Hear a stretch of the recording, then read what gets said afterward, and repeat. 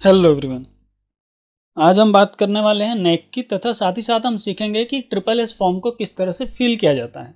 Triple S form student satisfaction survey को किस तरह से भरा जाता है, ये हम सीखने वाले हैं। उसमें कौन कौन से बिंदु होते हैं, उनका अर्थ क्या होता है, किस तरह से उसे भरना होता है और किस तरह से उसे सेंड करना होता है। तो चलिए स्टार्ट करते हैं। सबसे पहले बात करते हैं नेक की, कि नेक होता क्या है, जिसके माध्यम से ये ट्रिपल एस का फॉर्म स्टूडेंट्स को प्राप्त होता है। तो नेक की अगर हम बात करें तो नेक का फुल फॉर्म होता है national assessment and accreditation council. Hindi में अगर बात करें इसके लिए तो राष्ट्रीय मूल्यांकन एवं प्रत्यायन परिषद इसका नाम होता है। यदि बात करें इसकी स्थापना की तो इसकी स्थापना हुई थी 1994 में, 1994 में। हेडक्वार्टर इसका जो है हेडक्वार्टर वो है बेंगलोर कर्नाटक में स्थित है। पेरेंट एजेंसी की बात करें तो वो यूजीसी यूनिवर्सिटी ग्रांट कमीशन, और पेरेंट डिपार्टमेंट की बात करें तो वो है मिनिस्ट्री ऑफ एजुकेशन। यूजीसी की अगर बात करें तो उसका फुल फॉर्म होता है यूनिवर्सिटी ग्रांट कमीशन, विश्वविद्यालय अनुदान आयोग। इसकी स्थापना हुई थी 1956 में। हेडक्वार्टर की बात करें तो दिल्ली में स्थित है। बात करें नेक क्या है और किस तरह से काम करता है, तो सबसे पहले हम बात करते हैं कि यूजीसी जब 1956 में बना था तो उसका मुख्य उद्देश्य था विश्वविद्यालय जितने भी हैं, कॉलेजेस हैं, विश्वविद्यालय हैं, सभी को फंड प्रोवाइड करना जिससे वह अपना विकास कार्य कर सकें। जैसा कि इसका नाम है विश्वविद्यालय अनुदान आयोग, तो ये क्या करता है, ये अनुदान प्रदान करता है सभी यूनिवर्सिटीज़ को, कॉलेजेस को। लेकिन समय अनुसार जब इसका गठन हुआ तो कुछ समय बाद ये पाया गया कि जो फंड रिलीज ये कर रहे हैं तो वो उस फंड को किस महाविद्यालय को कितना देना चाहिए और किसका कितना वहाँ पे ग्रोथ है, उसके अकॉर्डिंग अगर उन्हें दिया जाए तो वो ज़्यादा बेनिफिट होगा उसके लिए। इन्हीं सब बातों को ध्यान में रखते हुए नेक की स्थापना की गई। अर्थात वो ये चाहते थे कि जो विद्यालय जिस तरह से ग्रो कर रहा है उसके अनुसार उसे फंड रिलीज किया जाए ताकि वो बेहतर तरीके से ग्रो कर सके, बेहतर तरीके से उसका विकास हो सके। उसके लिए नेक का गठन किया गया। यह एक ओपन इंस्टीट्यूट है, एक स्वतंत्र संस्था है जो डायरेक्ट क्या करती है, वो सर्वे करती है कॉलेजेस का, यूनिवर्सिटीज़ का, और वो उनको ग्रेडिंग प्रदान करती है। जिस प्रकार से हमें एग्ज़ाम में ग्रेड्स प्राप्त होते हैं ABCD। ए मतलब श्रेष्ठ, बी मतलब सेकंड डिवीजन आप जिसे बोल सकते हैं, सी मतलब कि पास होने योग्य है, और डी मतलब हम उसे फेल नहीं मानते हैं, वो सबसे निम्न स्तर की ग्रेड होती है। तो इसी प्रकार से यूनिवर्सिटीज़ को, कॉलेजेस को भी नेक क्या करता है, ग्रेड प्रदान करता है। इस कार्य के लिए वो कुछ चरणों को फॉलो करता है, कुछ स्टेप्स को फॉलो करता है, जिसके माध्यम से नेक जो है वह यूनिवर्सिटी और कॉलेजेस को ग्रेड प्रदान करता है, जिसमें वह महाविद्यालयों से उनकी SSR रिपोर्ट मांगता है, self study report. Self study report के सबमिट होने पर वो उस सेल्फ स्टडी रिपोर्ट से संबंधित वैलिडेशन, डाटा वैलिडेशंस को चेक कराता है, जिसके लिए वो सर्वे करता है स्टेक होल्डर्स का। स्टेक होल्डर की अगर बात करें तो किसी भी कॉलेज, किसी भी यूनिवर्सिटी का जो स्टेक होल्डर है मुख्य रूप से वहाँ के स्टूडेंट्स होते हैं जो वहाँ पे अध्ययनरत हैं, जो वहाँ से पास आउट होकर जा चुके हैं, और वे लोग जो उस महाविद्यालय से निकले हुए स्टूडेंट्स को जॉब पे रखते हैं, जो उन्हें नौकरी प्रदान करते हैं, जो उनके नियोक्ता होते हैं। तो बात करें कि वो किस तरह से इस जो प्रोसेस है, ये जो वैलिडेशन है, किस तरह से चेक करता है, तो नेक क्या करता है, जो भी स्टूडेंट्स हैं जो उस महाविद्यालय में अध्ययनरत हैं उनको मेल के माध्यम से एक फॉर्म सेंड करता है, एक सर्वे फॉर्म सेंड करता है, जिसे हम कहते हैं triple S form, student satisfaction survey form. और इस फॉर्म के अनुसार जैसे स्टूडेंट वहाँ पे इस फॉर्म को जमा करते हैं, या ऑनलाइन प्रोसेस होती है, यहाँ पे जमा करते हैं, तो उस रिस्पॉन्स को चेक करके अगर वहाँ पे उनको पॉजिटिव रिस्पॉन्स प्राप्त होता है तो वह उस महाविद्यालय में विजिट करते हैं, तथा महाविद्यालय में विजिट करने के बाद वो चेक करते हैं कि जो SSR रिपोर्ट वहाँ सबमिट की गई थी उसके अनुरूप वहाँ पर कार्य होते हैं या नहीं। और उन कार्यों का पूरा सर्वे करने के बाद, स्टूडेंट्स के फीडबैक लेने के बाद वहाँ पर ग्रेडिंग प्रोवाइड की जाती है। तो आइए इस चरण में हम समझते हैं सबसे पहले कि ये जो आपका ट्रिपल एस फॉर्म है उसे फिल किस तरह से किया जाता है, उसके पॉइंट्स क्या क्या होते हैं और उन पॉइंट्स का अर्थ क्या क्या होता है। क्योंकि ये जो ट्रिपल एस फॉर्म है यह बहुत ही महत्वपूर्ण फॉर्म है।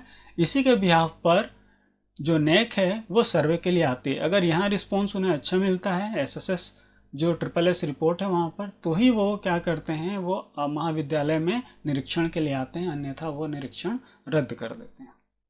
तो आइए हम पूरी प्रोसेस को समझते हैं कौन कौन से क्वेश्चन वहाँ पर आते हैं और उनका क्या मतलब होता है, किस तरह से फिल करना चाहिए।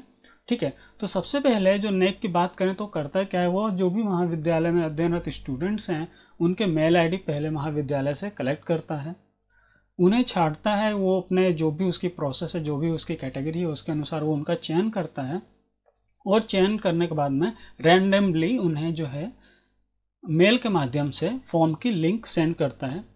जैसा कि आप स्क्रीन पे देख पा रहे हैं, यहाँ पर इस प्रकार से एक लिंक आपको मेल के माध्यम से, जो भी विद्यार्थी का जिसका भी मेल आईडी वो सेलेक्ट करते हैं उन्हें एक लिंक प्रोवाइड करते हैं मेल के माध्यम से। उस लिंक पर क्लिक करके स्टूडेंट अपना फॉर्म भर सकता है।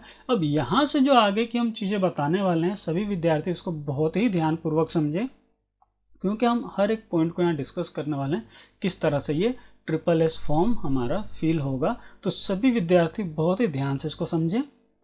जैसे ही आप लिंक पे क्लिक करते हैं, कंफर्मेशन का मैसेज आता है और उसके बाद कुछ इस तरह का फॉर्म आपके सामने आता है आपके स्क्रीन पर। यहाँ पर आप देख रहे हैं, यहाँ पे लोगो बना हुआ है नेक का, और वहाँ पर नीचे कुछ चीज़ें हैं, कुछ ब्लॉक्स हैं जो हमें फिल करने होते हैं। सबसे पहले रजिस्टर्ड नंबर, जो भी आईडी आपकी होती है, कॉलेज आईडी की अगर बात करें, या फिर आपका एनरोलमेंट नंबर, जो भी आपके महाविद्यालय द्वारा आपके रजिस्ट्रेशन नंबर के फॉर्मेट में वहाँ सेंड किया जाता है, वो नंबर वहाँ पे फिल करना होता है। सेकेंड ब्लॉक में आपका नेम, जो भी विद्यार्थी फिल कर रहा है उसका नाम, उसका मेल आईडी, मोबाइल नंबर, उसके बाद डेट ऑफ बर्थ, फिर जेंडर, मेल फीमेल जो भी हैं वहाँ पर। फिर उसके बाद प्रोग्राम नेम की बात करें तो वहाँ पे उसको सेलेक्ट करना होता है, जो भी वो प्रोग्राम के तहत है, जैसे बीए है, बीएससी है, बीकॉम है, उसमें जो भी उसका विषय है, प्लेन, कंप्यूटर, ऑनर्स, तो वो वहाँ सेलेक्ट करना होता है। फिर लास्ट वाला ऑप्शन जिसकी हम बात करें, वहाँ पे लिखा होता है स्पेशलाइजेशन। तो वहाँ पर आपको वो मुख्य वो सब्जेक्ट का नाम डालना होता है जो आपका सब्जेक्ट मुख्य होता है। जैसे अगर ऑनर्स की बात करें तो ऑनर्स में आप जो सब्जेक्ट सेलेक्ट करते हैं वो होता है, या फिर बात करें किसी विद्यार्थी का स्पेशल सब्जेक्ट कंप्यूटर है तो वहाँ कंप्यूटर भी डाल सकता है। तो इस प्रकार से इस फॉर्म को फिल करना होता है। ये पूरा फॉर्म हमें इंग्लिश में ही प्राप्त होता है और उसी तरह से हमें इसको भरना होता है। ये सारी एंट्री फिल करने के बाद सेव एंड कंटिन्यू के बटन पर हम क्लिक करते हैं। सेव कंटिन्यू करने के बाद हमारे सामने एक फॉर्म खुलता है, ठीक है, जिसमें टोटल 21 क्वेश्चन होते हैं, जिसमें से कि 20 प्रश्न जो होते हैं वो ऑब्जेक्टिव टाइप होते हैं और एक जो होता है वो डिस्क्रिप्टिव होता है, मतलब वहाँ पे हमें टेक्स्ट में, राइटिंग में हमें आंसर देना होता है। तो आइए समझते हैं इन 20 प्रश्नों को कि ये प्रश्न क्या होते हैं और इनके लिए क्या क्या हमें ऑप्शन प्राप्त होते हैं। प्रथम प्रश्न की अगर हम बात करें तो फर्स्ट जो क्वेश्चन है हमारा वो है, how much of the syllabus was covered in the class, कि कक्षा में आपका कितना सिलेबस कवर किया जाता है।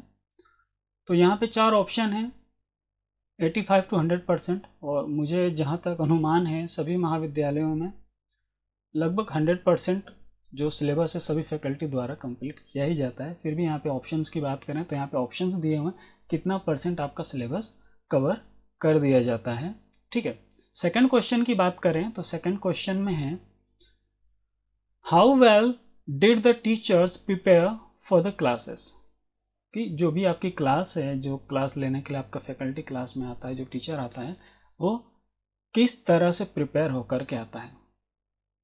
यहाँ पे 5 ऑप्शंस हैं, thoroughly, satisfactory, poorly, इंडेफिनिटली, want teach at all. First की बात करें तो आप उस पूरी तरह से अच्छे से तैयार होकर के आता है जिस तरह से होना चाहिए, बहुत ही एक आइडियल सिचुएशंस में वो आते हैं आपको टीच करने के लिए। दूसरा है सेटिस्फैक्टरी, मतलब संतोषजनक कार्य है। पुअरली मतलब कि बहुत ही कम है, मतलब उस लेवल तक नहीं तैयारी करके पाते हैं। इंडेफिनेटली मतलब वो बिल्कुल भी तैयार नहीं होते हैं उस चीज़ के लिए, प्रॉपर प्रिपेयर करके नहीं आते हैं। और don't teach to at all मतलब वो पढ़ाते ही नहीं हैं, ठीक है। इस तरह के 5 ऑप्शन हैं आपके सामने। तो मुझे नहीं लगता कि किसी भी महाविद्यालय में जो है कि इस तरह की कोई कंडीशन होगी कि वहाँ टीचर पढ़ाते ही ना हो, तो जो भी आपके महाविद्यालय में जिस तरह का आपने अनुभव किया वो आप यहाँ पे सेलेक्ट कर सकते हैं। नेक्स्ट अगर हम बात करें क्वेश्चन नंबर 3 की, how well were the teachers able to communicate. Teacher आपसे किस प्रकार कम्युनिकेट करते हैं ये पूछा गया है इसमें। फर्स्ट ऑप्शन है always effective, some time effective, just satisfactory, generally effective, very poor communication. जैसा कि पूछा गया था कि टीचर का कम्युनिकेशन कैसा रहता है, तो ऑलवेज इफेक्टिव मतलब पूरी तरह से प्रभावशाली होते हैं हमेशा वो। सम टाइम इफेक्टिव, कभी कभी बहुत अच्छे से इफेक्टिव होते हैं, मतलब बहुत अच्छे से समझा पाते हैं। जस्ट सेटिस्फैक्टरी मतलब हाँ ठीक है काम चल जाता है।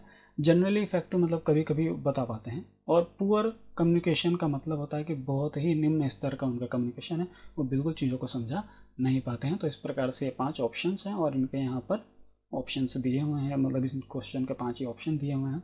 नेक्स्ट क्वेश्चन की अगर हम बात करें, the teacher's approach to teach can best be described. यहाँ पर बात की गई है कि टीचर की अप्रोच कैसी होती है, किस तरह से उस चीज़ों को डिस्क्राइब करता है। तो फर्स्ट है एक्सेलेंट, बहुत ही बेहतर तरीके से करते हैं। वेरी गुड मतलब बहुत अच्छे तरीके से कर पाते हैं। और गुड का मतलब अच्छा। Fair and poor, I think सभी को पता है, पुअर मतलब बहुत ही निम्न स्तर का हो गया, फेयर मतलब हाँ चलो ठीक है काम चलाऊँ है, इस तरह की चीज़ें होती हैं यहाँ पर। तो बात करें अप्रोच की तो एक्सीलेंट मतलब बहुत ही ज़्यादा प्रभावशाली हो गया यहाँ पर।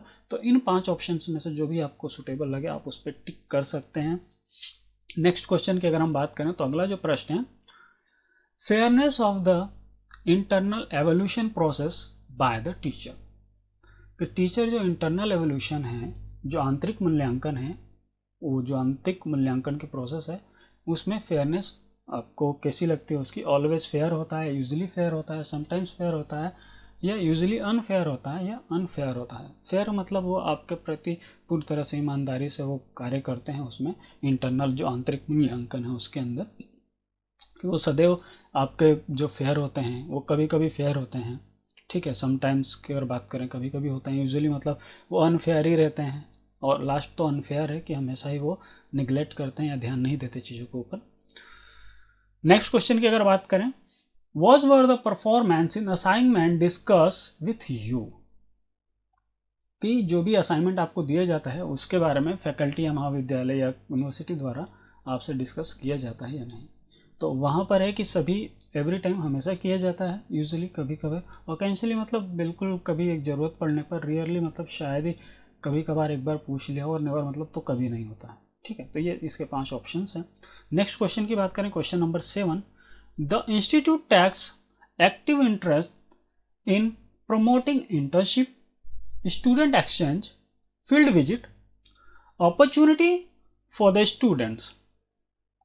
यहाँ पर पूछा गया है कि जो इंस्टीट्यूट है, जो भी आपका कॉलेज है, जो भी यूनिवर्सिटी है, वो आपके internship, student exchange programme, field visit आदि अपॉर्चुनिटीज़ के लिए वो प्रमोट करते हैं या नहीं। तो अगर करते हैं रेगुलरली, ऑफेंटली, समटाइम्स, रियरली, नेवर। तो यहाँ पर पूछा गया है कि वो क्या आपको प्रमोट करते हैं। प्रमोट करने का मतलब है वो आपको उसके लिए प्रोत्साहित करते हैं, वो आपको भेजते हैं, वो इन चीज़ों में आपको बार बार अलग अलग प्रकार की अपॉर्चुनिटी प्रदान करते हैं या नहीं। तो इस तरह का प्रश्न पूछा गया है। रेगुलरली मतलब हमेशा, ऑफेंटली मतलब कभी, समटाइम्स मतलब कभी कभार, रेयरली मतलब बिल्कुल ही नगण्य मान सकते हैं, और नेवर का मतलब होता है कभी नहीं।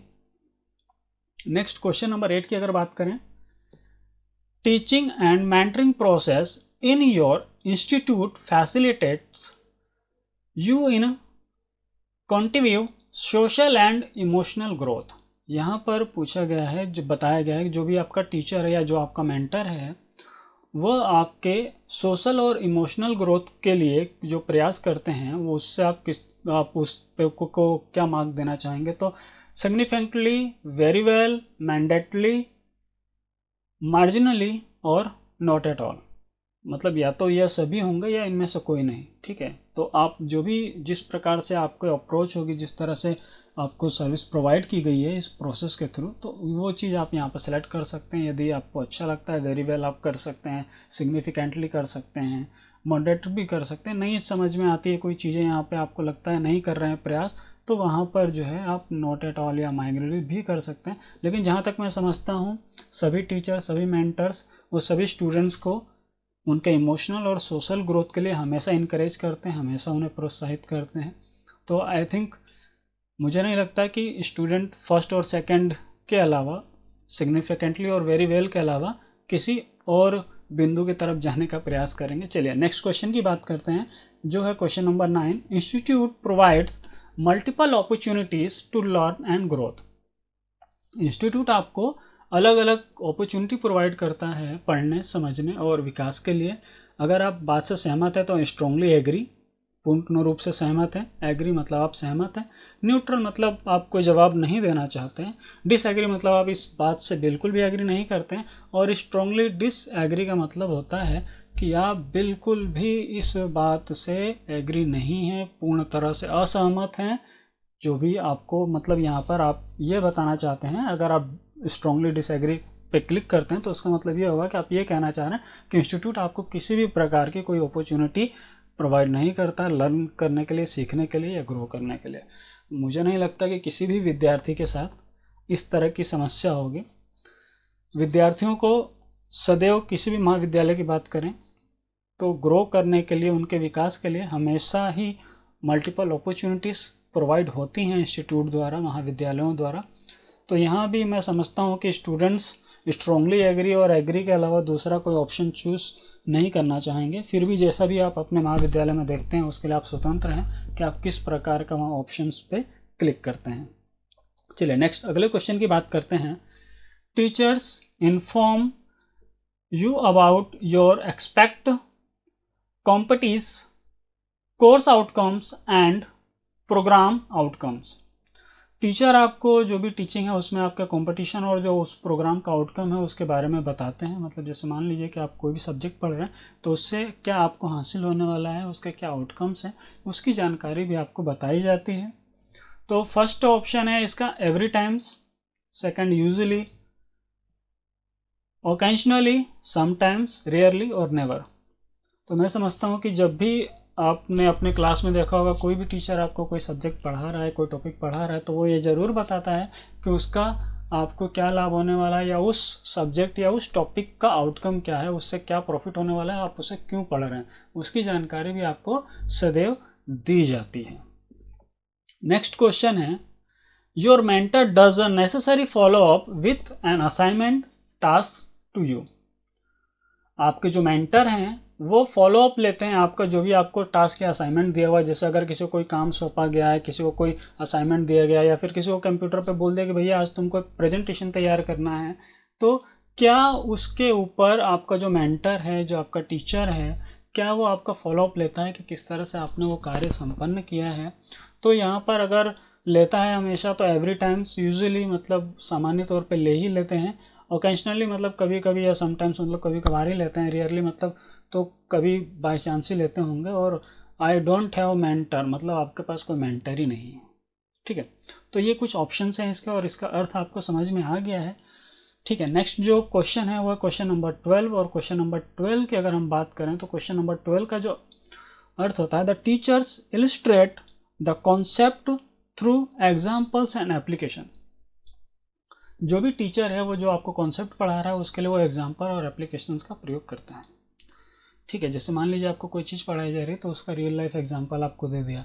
ये पॉलिटिकल साइंस की बात करें, कोई नियम आपको पढ़ा रहा है तो नियम से संबंधित अगर कोई न्यूज़ है ये न्यूज़पेपर में, या फिर कोई घटना घटित हुई है, तो इस तरह की चीज़ें आपके साथ शेयर की जाती हैं एग्जाम्पल। ठीक है, तो उसे हम अगर वो चीज़ें होती हैं आपके यहाँ तो आप उसको लिख सकते हैं। हमेशा होती हैं तो every times, usually, occasionally, rarely और नेवर।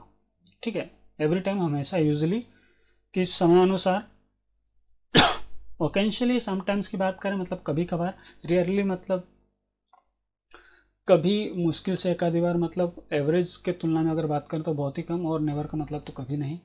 ठीक है, नेक्स्ट क्वेश्चन की अगर बात करें, question number 13, the teachers identify your strength and courage you with the providing right level of challenges. जो टीचर है वो आपकी जो स्ट्रेंथ है उसको पहचान करके आपको इनकरेज करते हैं, आपको सही लेवल तक जाने के लिए, सही लेवल के चैलेंजेस को जो है फाइट करने के लिए, उस पर विन करने के लिए, तो अगर आप उससे सहमत हैं तो आप फुल्ली कर सकते हैं, रीजनेबली कर सकते हैं, पार्शियली कर सकते हैं, स्लाइटली कर सकते हैं, या अनेबल टू मतलब नहीं करते हैं। ठीक है, तो मैं समझता हूँ कि सभी को ज़रूर इनकरेज, उनके जो स्ट्रेंथ है हर एक फैकल्टी समझता है, जो स्टूडेंट्स उसके पास पढ़ते हैं, तो सभी फैकल्टीज़ को ये पता होता है कि जो स्टूडेंट है उसकी वीकनेस क्या है, उसकी स्ट्रेंथ क्या है, और लगभग सभी जो फैकल्टीज होते हैं वो समझाते ज़रूर हैं स्टूडेंट्स को कि यदि चीज़ों में आप बेहतर हैं तो आप ये बेहतर चीज़ और कर सकते हैं। जैसे अगर किसी का सिंगिंग उन्हें लगता है, किसी की वॉइस अच्छी है, तो वो ज़रूर उनसे कहते हैं कि आप एक बार सिंगिंग के लिए ट्राई कीजिए। या फिर जैसे किसी की प्रोग्रामिंग अच्छी है, कोई अच्छी कोडिंग करता है, तो टीचर्स हमेशा उससे कहते हैं, हम लोग भी कहते रहते हैं, अगर किसी बच्चे की प्रोग्रामिंग अच्छी है तो आप प्रोग्रामिंग्स में जाइए, उसमें ज़्यादा आपका फ्यूचर ब्राइट है। तो इस तरह की चीज़ें अगर इनकरेज की जाती हैं तो आप यहाँ पे जो ऑप्शंस हैं उन पे लगा सकते हैं। फुल्ली एग्री आप पूर्ण रूप से सहमत होते हैं, रीजनेबली या पैशनली, साइलेंटली मतलब आप बोलना ही नहीं चाहते, अनेबल टू मतलब बिल्कुल आप उससे सहमत नहीं हैं। ठीक है, नेक्स्ट क्वेश्चन की बात करें, question number 14। Teachers are able to identify your weakness and help you to overcome them. ठीक है, टीचर जो है आपकी वीकनेस को आइडेंटिफाई करता है और उससे किस तरह से आपको रिकवर होना है उसके बारे में यदि आपको समझाते हैं, हमेशा समझाते हैं, एवरी टाइम यूजुअली मतलब आप उसको हमेशा नहीं समझाते हैं, लेकिन लगभग क्लासेस में वो आपको समझा देते हैं। समटाइम्स का मतलब कभी कभार, रेयरली मतलब नगण्य के समान है, और नेवर मतलब बिल्कुल नहीं। ठीक है, नेक्स्ट क्वेश्चन की अगर हम बात करें, क्वेश्चन नंबर जो हमारा 15 है, institute makes effort to engage student in monitoring, reviewing and continuous quality improvement of the teaching learning process.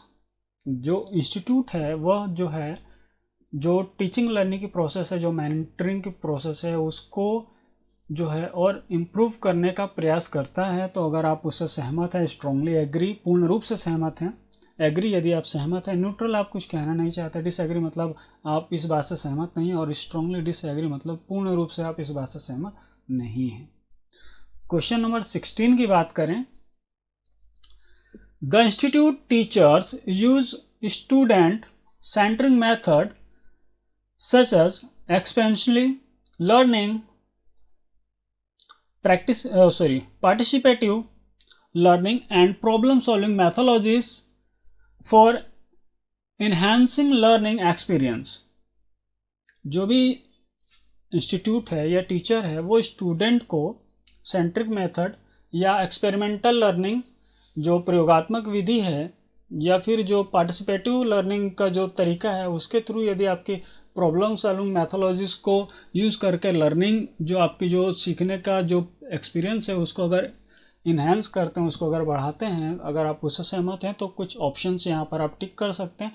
To a great extent, moderate, somewhat, very little, और नॉट एट ऑल मतलब बिल्कुल नहीं। Next जो question है, question number 17, टीचर्स encourage you to participate in extra curricular activities। Extra curricular activities की अगर हम बात करें तो जो शैक्षणिक कार्यों के अलावा जो आप करते हैं, जैसे आप एनएसएस ज्वाइन करते हैं, या युवा उत्सव में आप पार्टिसिपेट करते हैं, गैदरिंग्स में पार्टिसिपेट करते हैं, तो इस तरह की चीज़ें जो होती हैं वो हमारी होती हैं एक्स्ट्रा कैरिकुलर एक्टिविटी। जैसे आप कोई लैंग्वेज का कोर्स कर रहे हैं अलग से, कोई सर्टिफिकेट कोर्स कर रहे हैं, मतलब कोई भी ऐसी चीज़ कर रहे हैं जो आपके लर्निंग प्रोसेस थोड़ी अलग है। ठीक है, जैसे रंगोली प्रतियोगिता में पार्टिसिपेट कर रहे हैं, सिंगिंग में, डांसिंग में पार्टिसिपेट कर रहे हैं, तो ये होता है एक्स्ट्रा कैरिकुलर एक्टिविटीज़। अगर इन चीज़ों के लिए टीचर आपको इनकरेज करते हैं, आपको बार बार बोलते हैं कि आपको पार्टिसिपेट करना चाहिए, इस तरह की चीज़ें आती हैं आपके सामने, पूर्ण रूप से यदि सहमत है, स्ट्रांगली एग्री, सहमत है एग्री, न्यूट्रल आप कुछ कहना नहीं चाहते, उदासीन, डिसएग्री आप पूर्ण रूप से उससे आप सहमत नहीं हैं, और स्ट्रांगली डिसएग्री का मतलब होता है आप इन बातों से पूर्ण रूप से असहमत हैं, आप उससे बिल्कुल भी सहमत नहीं हैं।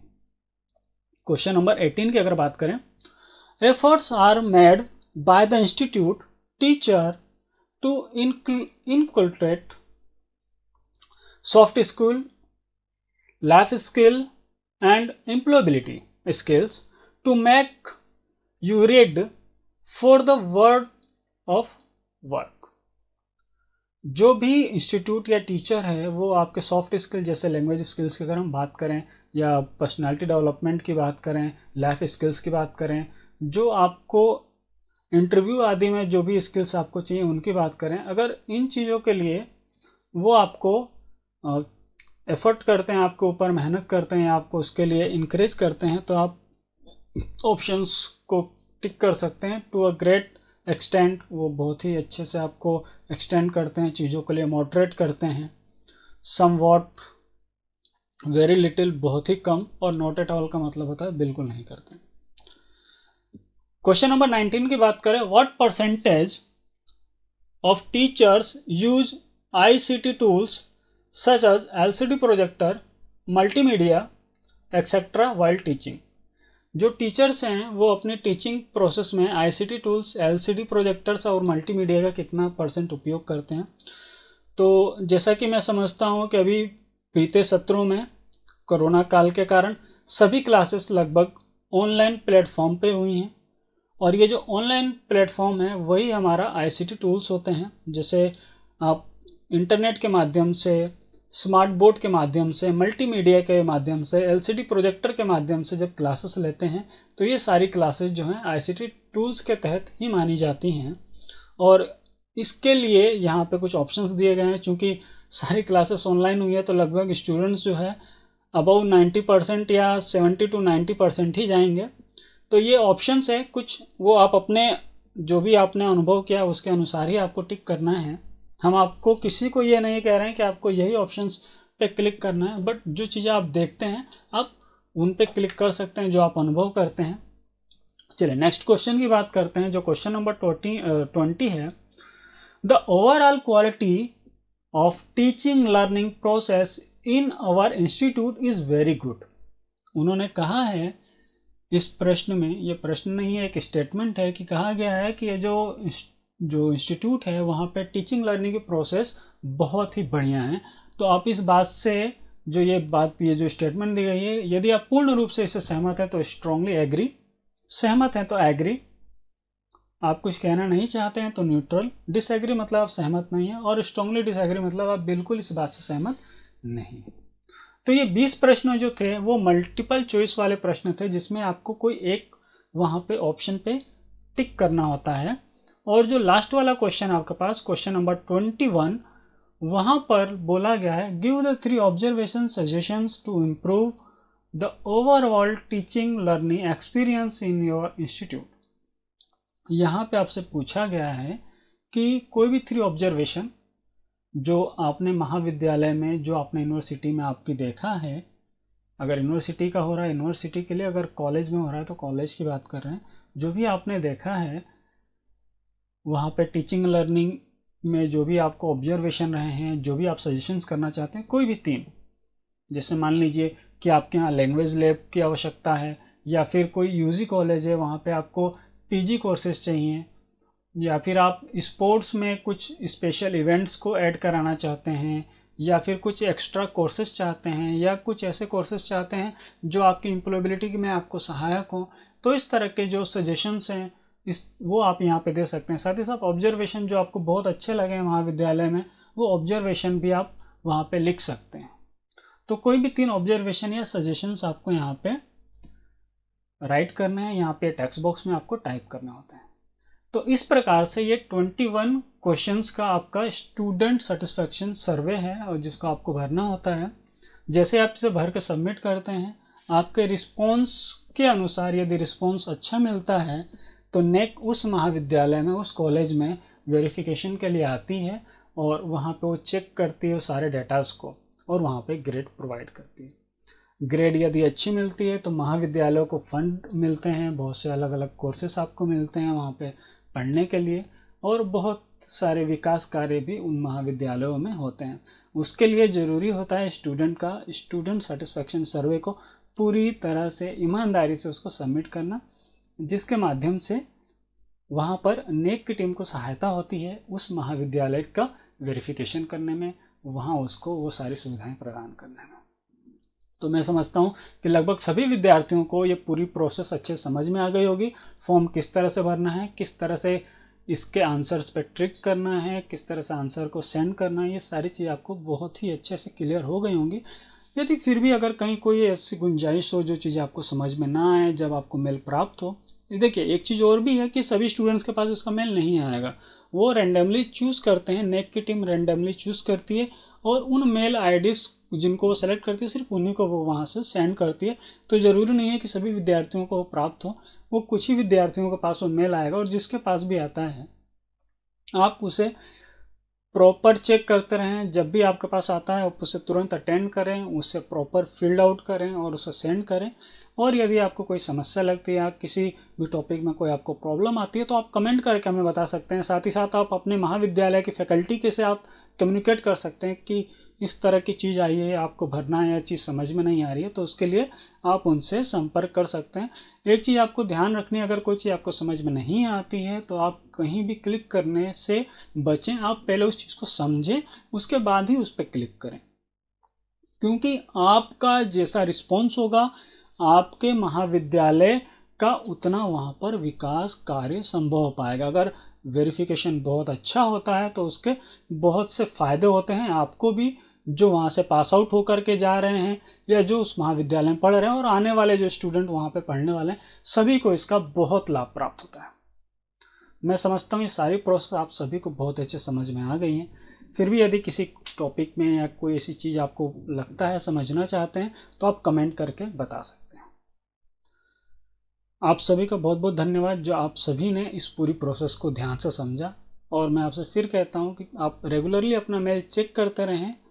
जब भी नेक की तरफ से आपको कोई इस तरह का फीडबैक फॉर्म प्राप्त होता है, कोई सर्वे फॉर्म प्राप्त होता है, तो आप उसे तत्काल भर कर सेंड जरूर करें। धन्यवाद।